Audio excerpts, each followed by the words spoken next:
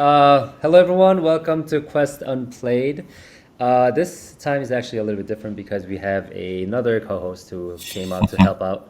But Quest Unplayed Hello. is where there are a lot of we all talk about all the gaming related stuff. And I'm George, the host of or co-host of Quest Unplayed, and today's quest is joined by Gabriel. Hello. And thank you for having me. That's a pleasure for me too. Yeah, Gabriel is one of our partner writers, so he also is a content creator as well. And we have another guest today, Tobias. Yeah, hey George, hey Gabriel, thank you very much for having me. It's an honor. My coffee is ready, so let's go. All right, should be fun. Perfect. All right, awesome. That is amazing. So Tobias is actually from Warhorse Studio, and we're going to be talking a lot about Kingdom Come Deliverance. Obviously, one of the best games of the year. Yeah, and thank you to for helping out and coming to the podcast. And this podcast is sponsored by Minimap, your ultimate gaming hub. You can do basically everything on a lot of things. Track your games and stuff. You should actually track your games as well, Tobias, if you have to get a chance, because we have ridiculous amount of hours spent on Kingdom Come Deliverance 2. I've seen a lot of people does. I actually saw someone, it wasn't from our community, but spending like 1,100 hours into the game, and I was surprised. It's like a It's like- second life, you know. It's crazy. We had several players like that for KCD1 and also in KCD2. It's a bit unreal. Whenever we were guesstimating the gameplay time of KCD1 or KCD2, it was like, yeah, I don't know, the KCD2 like maybe 80 hours or so, and KCD1 maybe 70, 60, something like that. But then seeing, and this is really not even a rare thing. It's uncommon, but it's not a rare thing Yeah. that people have hundreds and hundreds and even into the thousands of hours, which is really like, if you consider that this is a single player open world RPG, there's no repeating quests or nothing. But when you ask those people, they always give you the same answer. It's the immersion. It's the like lose yourself in the forests of Bohemia, just Yeah. riding a horse and looking into the sunset and something like this. And that is honoring in a way, because immersion is really the number one thing we wanted to achieve with this game. So obviously for some it clicked. Oh yeah, that's It's really fascinating. So I can understand. yeah. I mean, you know, if you like, you don't even realize until you kind of see your numbers, and because like you just play it, and then one day you're like, oh my gosh, I spent this many hours. But yeah, that's awesome. So we obviously are going to be talking a lot about the Kingdom Come Deliverance 2. So we'll just ask questions, and then we'll kind of start from there. I'll start with the first question from our user. So many studios use Unreal Engine 5, but it's also true that many are running into optimization challenges. I'm curious about the optimization targets your team set internally and what steps you took to achieve them. I personally really appreciated how smoothly the game ran on the Steam Deck. Me too. I also started playing on Steam Deck. So thank you so much for that. And you guys have used CryEngine, which is rarely used these days. Exactly. So we have used the CryEngine, always did. Back in the days when we were deciding which engine to go for, there was no CryEngine, no Unreal 5. I don't think even there was an Unreal 4, but I don't know anymore. And by the time when we were choosing, CryEngine was just a superior choice for us, simply because the way how it's able to create the open world games and the vegetation mainly, and we knew that the game will have a lot of forest and countryside and so on. So that was a pick for us, a clear pick. We got a license from Crytek and took the engine and then altered it to our needs from day one. So we have a full team and DevOps team in the studio that is upgrading and updating and adjusting the engine to our needs. So it's not the standard out of the shelf CryEngine you might get when you get it. So we have it's almost, you could almost call it our own Warhorse version of it, because we need that open world RPG with those hundreds of NPCs and so on. And KCD1 was I can't remember if we were able to have like 12 NPCs or so on screen at max, and now we have hundreds in KCD1, in KCD2, or like, well, definitely more, way more than in KCD1. But about the optimization, so in KCD1, it was a lot of trial and error. This entire game, this entire product, we had a lot of ideas. We tried it, we put it on paper, and then put it into the game, and then kind of with the feedback of the community and so on, we then kind of found our way in there. And one thing in KCD1 that happened a lot was that we were adding features over and over, adding more and more and more, thinking the more features, the more stuff, the better. And the downside was that we ran out of time in the end optimizing and bug fixing everything. So we postponed the game, I don't know, 5 times or so, KCD1, and it had to release, so there was no room to move it anymore. But if you look at the reviews of KCD1, it goes up and down, really. There's people hating and loving the game for different reasons, right? And everyone had a different feeling about it, so it was relatively hard to pinpoint what the actual problems were. Right? Someone hated the combat, someone loved the combat, someone thought the animations are okay, others hated it, and so on and so on. But the one thing that every single person really disliked, at least at the beginning, around the release of KCD1, was the technical state of it. So that was a clear one. Okay, it didn't run well on consoles on release. On PC, it was buggy, and so on and so on. It took us almost a year with updates, and I think the Royal Edition at the end, with all the DLCs and everything, is really a stable, wonderful package at the end. So it's good, but it took us way too long to get there. So when we were thinking of KCD2, in the beginning, we had the idea of that KCD2 should only be a quarter bigger than KCD1, so everything times 1.25. In the end, everything is pretty much double the size, so we fail in that category. So everything is double, bigger, 2 maps, way more NPCs, way more dialogues, way more quests, everything.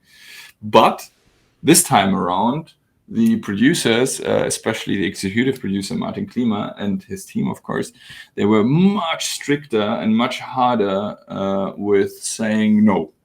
So this is enough, no more features, no more adding, no more change of the dialogue, no more something. It's not working, well, then it's not going to the game, we will kick it out. And we had almost a year of bug fixing and optimizations and so on. And this is something, and even that was so only, right? The time we needed. So with this in mind, the game was in a much better state than KCD1 ever was. So the KCD2 on release was better than KCD1 now. So that is something we put a lot of focus on. We plan to release it by the end of 2024. We got into a bottleneck situation with translations and voiceover. So that is the reason why we had to postpone, because we didn't manage in time to get all the languages in there. The reason is that we took too long to get the English, because we do the English version, and with all the editings and changes and recordings and so on, we first need an English version, then all the others are being made. We thought that's enough time, but some countries just didn't make it in time. It's fine, but we had to postpone then to early 2025. And this movement of 3 months is also an interesting factor, because the programming team then had a little bit more time to optimize, and they were trying to optimize the code even further. And when I was showing the game to press in July 24 on a big first ever press event, this is the game and it will release in a few months and whatnot, I was convinced, and I told, we were convinced at Warhorse, and I told the press that unfortunately KCD2 will only run 30 FPS on consoles, because better to have a stable FPS than a jumping one. But with the postponing to 25, our programmers, as I said, went again deeper into optimization, and then had this eureka moment where all of a sudden they found the magic sauce, the black magic, did some sacrificing, I guess, of animals or something. I don't know really, something horrendous. And all of a sudden we were able to hit the 60 frames on consoles, which is a huge achievement. And those optimizations that we did for the consoles, even for the weaker ones, also benefited the PC version, because we are trying to have it on parity, and then all the clever things we do for consoles, we then also go put on PC if possible, without, of course, like making the quality worse on PC. But the result was that on PC it runs like 120 frames or something crazy, even more. So all in all, this was really, really good. We were able to send the review code to press on January 4th, I think. So press had 4 weeks of reviewing the game. And it was an idea we had because, we sent press the review code saying, hey, this is the code that it will not change anymore. There might be some hotfixes or something, but this is like the one that you can use for review. People were surprised in a positive way. And we also told them, listen, after a week, so I think January 10th or something, you can already post like a first impressions thing, but not further than the 4th main quest, which is the wedding quest, if you remember. And I thought, hey, that's fine. That's like, I don't know, roughly 10 hours into the game or so. Fine. However, what I totally forgot, or what we forgot, is that, well, it's an open world game and there's tons of things you can do, and you don't have to do the main quest, right? You can just like roam the first map of KCD1, and there's so many quests. And I had press coming back to me saying like, are you sure? I say, of course, go ahead. And then they said like, okay, so we have like our 70 hours early impression, because they did all the quests around this main quest. And I said, you know what? Whatever. Because it just shows that you have like this huge open world, everything is happening, things are changing and so on. So that's kind of cool. And we had these early impressions that were like outstandingly positive. And then the reviews came in on February 3rd, I think. The release was 4th. So reviews came in on the February 3rd. And it was like 9 out of 10 pretty much everywhere. So that was good. It was amazing, yeah. Yeah, that was a good story. Like, I didn't expect you guys to have this all kind of a different background story. Yeah, especially like in 2025, where optimization isn't really a focus anymore, I'd say, especially on PC. So it was really amazing, especially for like the articles. I remember seeing, KCD2, it's much better, runs much better, and so also like almost a photo of reality. So that's cool. So I'm gonna follow with another question that actually it's been raised by what you told. Was there some feature you were excited about and then you had to, not introduce into the game because of time limits? No, because of this time good planning. Of course, there's a lot of things that never got into the game and that got scratched, right? I think that every product has that, but not a single feature, not a single thing in the game we started working on, and then in the middle of the process or something said, okay, we should scratch it. So the big advantage this time around, unlike in KCD1, was that the full production started in 2019. That is when the entire studio started to really work on KCD2. And around that time, on the drawing table, on the planning table, we already knew yes, no, yes, no. One of the features was, for instance, a Bard mini game where you could like I don't know, do some poem or music or something like that, and then have some. But this, we looked at it and said, too complicated, won't do it. Focus on what we can Scrap do. It, yeah. And but we are not salty about it at all, because of course people out there now might say, yeah, but I would love that. But you have to look at it from a different perspective. All the things that are not in the game ensured that the game runs as smoothly and as fluently as it does right now. Every addition could potentially endanger all the other mechanics that all the energy we don't have to put in an extra feature, we can put into optimizations, for instance, right?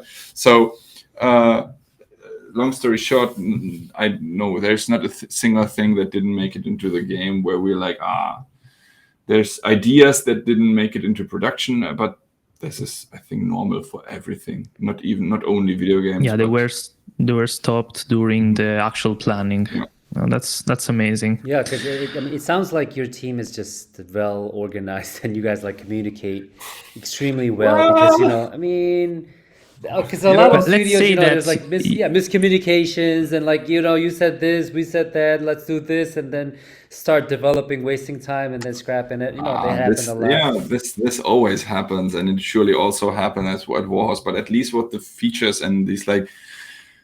We didn't develop into one ways anymore, so that's good. So we didn't have to like scratch anything. But in KCD1, I think when I started in 2014, we were like 35 people or so. So it was, and everything we did, most of the stuff we did until release was really punk in a way. We tried stuff for the first time. We developed combat and then in the middle found out that the combat is shit and we have to redo it again. And so these kind of things, we are really punk in KCD1. And we did, because we went on Kickstarter in 2014, we were like super, like on the videos, we always told them we did like this community updates and always said, yeah, and we totally botched this feature. Now we have to redo it. And we wanted to have the blacksmithing, but we can't. So there we had a lot of like punk moments. I think it was still pretty punk in many aspects of the development, how we behave, how we treat things, how we treat the community, and so on. We are I hope, very communicative. We try to give the studio a face and just show them that there's real people making the game. So we are in a sense still pretty punk, but much more organized than before. So organized punks. KCD1 was the experience, and then you got trial and error, and now you replanned. This experience to actually make a good game. So do you want to ask your question, Gabriel? That's okay. Yeah. So essentially, some of our users are curious about something that it's based on the building of the world. So the actual, grounded realism that went into making the maps, the different places in the world. For example, even like the bathrooms being in every building, even though you don't really need to focus on them and use them actually. What was the reasoning behind including, such details into the world? Was it just for immersion or some bigger picture, maybe historical accuracy or something like that? Mainly immersion. So we have a full-time historian in our team, and we did a huge amount of archaeological work for everything in the game, for how buildings looked, how society worked. It was much easier to find out how nobility worked rather than the commoners and countryside life, because of course no one wrote about them. So it was really hard to get all those information together. But it's mainly an immersion thing, because what we want to achieve with KCD2 is not a simulation, but this like 100% you are like being sucked into this medieval world that you're absolutely. Everything we are showing in there should at least be plausible. Yeah, some quests are over the top, some quests are maybe too much, there are too many shortcuts in a way, like, but all the things in there should at least be plausible in a way. And we strongly believe that this extra work we put into this immersion and into the world pays off, because when you as a player play the game, and even though you are not a medieval like historian or whatever, like a enthusiast, and don't know nothing about the Middle Ages and whatnot, the more of those things that are off, even though you can't really pinpoint what exactly it is, the more it feels like you're getting bullshitted. Like, wait a moment, this is just a stage or something. Something's wrong. I don't know what, but something's wrong. People need to go. And you actually, sorry. Yeah, come again. You actually answered another question, which was on balancing the history accuracy and the narrative, if there were any difficulties, and you just answered it like this. So that's really cool. Actually, as a fan of historical games myself, I find that, you know, having a figure like you said, there's a person that it's just historical research, and it's really important because you have, you know, an actual perspective of someone that does that for work, and then the game actually benefits from it, because obviously, as you said, just small things can be detrimental to the actual experience. So that's really, really important, and it's amazing. Yeah. Yes. And there's like even things that you do not expect. For instance, we bought a star map of the year of early summer 1403, and there was one star pro or whatever, who found out on Reddit and said, wait a moment, they have like it looks like the really 1403 star map or whatever. He said, yeah, but we didn't tell anyone. But the one person that knows about it is super happy that he found out. So it's like really, wow. But you need to also consider that at Warhorse Studios, there's many developers in the team that are not game developers per se, at least not from their origin. So we have real architects that are working at Warhorse Studios, making the buildings. We have sculpturists who are character artists. We have oil painters who are concept artists and so on, right? So we have this historians that are now working on histories in video game. So we have this really interesting mix of people who are computer technology guys in a way, but there's also many people from the outside that just want to use their knowledge and you want to use their proficiencies and experience in this kind of medium. So, and it shows as well. Not everyone appreciates that, of course, but again, it's the little things. You just feel that it's special in a way. Wow. Yeah, but also that's like the benefit of actual video games, because it's different hearts being baked together. Also like musicians and such. So that's amazing. So my next question was from a Korean user. I'm very curious whether the team would ever consider making a game set outside the medieval period. Personally, I thought the system would translate very well to something like ancient Greece, with mythic beings like God of War, or, you know, a completely different era or world. Sure, why not? I think limiting yourself is always limiting. So at this moment, we are finishing up KCD2 and with some hot fixes and patches and whatnot. Then the studio will take a little tiny break, because right after the release, I can remember everyone was saying like, oh, and now you can have a big break, but we couldn't, because the next day we did patches and DLCs and whatnot. Yeah, there's no way. So we will now recharge a little bit, and then in January come back with something new. And of course, can we imagine it? Of course we can imagine it. We cannot imagine, that is maybe the important answer. We can not imagine doing something outside of RPGs. So we will definitely do RPGs. We feel at home there. I said in one interview that we want to become the new kings of RPGs. So I'm still okay. A little ambition there. Okay. On track. That's why I want the RPG award. That's good. That's a good mindset.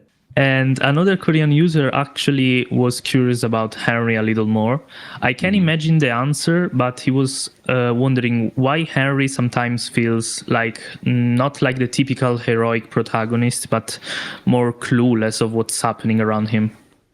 Because we didn't want to write a story about another Dragonborn, another hero, and another chosen one with the mark. And oh my god, and he's here. You know, in most RPGs, when the hero is coming into the village, everyone's like, oh, finally you are here, and now please save us from this dragon. We waited for you our entire life.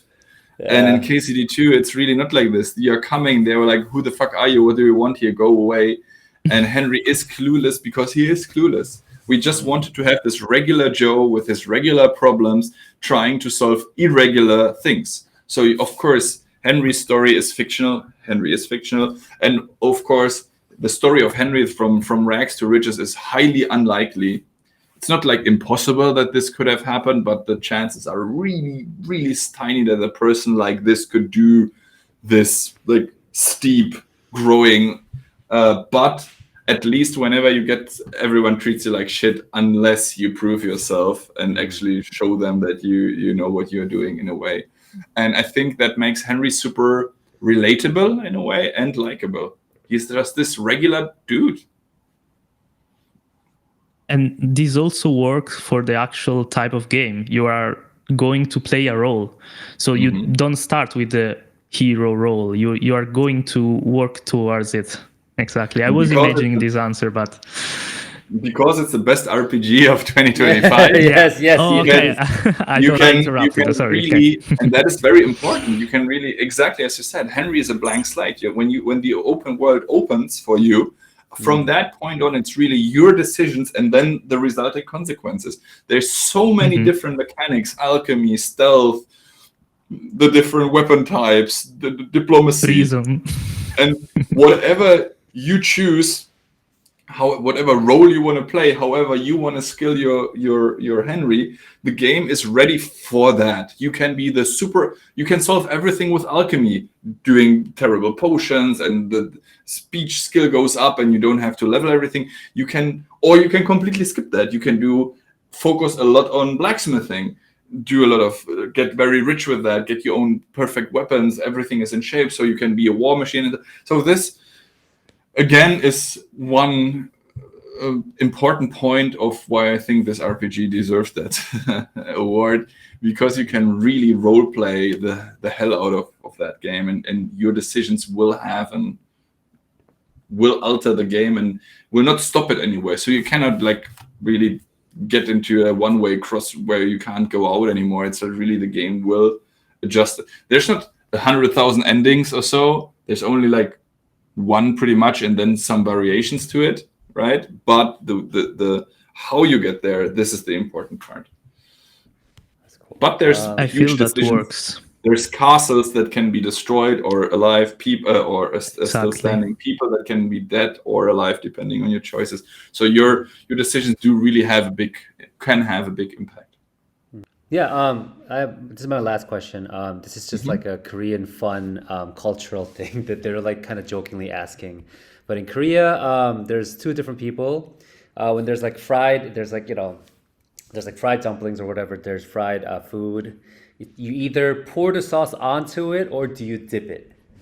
I Do you dip. dip the sauce or do you pour the sauce on I it? dip. You dip. Okay, you're a dipper. Okay. And everyone who says differently is wrong. All right, I'm a dipper too, so I usually dip. So I Dipping. dip too, yeah. yay, the three dippers. But Dipping, you pour of the course. sauce to maybe use it less, you know? When you dip Yeah. it, you use a lot more of sauce. So maybe when you are on a But diet, but You want dipping the is sauce. much That's better. why you dip, right? Yeah, exactly. Yeah. Yeah, I think that covers all the questions, I believe. Do you have any other Cool. questions before we kind of go, Gabriel, or personal questions or anything? I think that's it for me, yeah. Yeah, 'cause, I mean, actually got yeah. really curious when you talk about actual game dev experiences as someone who actually wants to be a game developer in the future. I'm at university now. I was really interested in some dynamics, so that was really, really fun and an honor, obviously. I hope you guys are happy. I hope the listeners are happy too. Because you were asking about Korea, for us, it's also a big honor to have such a huge community in Asia, but also in Korea. I've been to G-Star for the first time this year in 2025, and it was really surprising to see that many fans there, all with their with their smilings, and wanted to make pictures and some signing and so this is something we never expected in 2014 when we went on Kickstarter, that there will be people playing your game on the other side of the planet. It's humbling, it's great, it's amazing, and thank you to the Korean audience, all the Asian audiences, but especially the Korean one, for your support and being so friendly with us and supporting. And I hope everyone voted on the Game Awards for us and Yes. Steam Awards. So Oh yeah, Steven Ward is Yeah, fun. Yep. too. thank you very much, guys, for being with us. Audentis Fortuna Juvat, and let's see what we are doing next. And I hope you guys are on board as well. All right. Thank you so much, everyone, for coming. And if you're listening and haven't played the game, go play it. I mean, there's no other explanation. It's the best RPG of 2025. No better obviously. RPG in 2025. Yeah, that's what we've been talking for this entire hour. That's the summary Yeah. of it. Best RPG of 2025. So if you TLDR, haven't yeah. already, you're missing out. George said it, so now it's official. Yes, it's official. So go play it. And thank you so much for coming. And also thank you for listening. And I will hopefully see you guys somewhere else as well. Bye, everyone. Thank you for listening. care. Bye. Bye-bye. Bye. We have the outro music.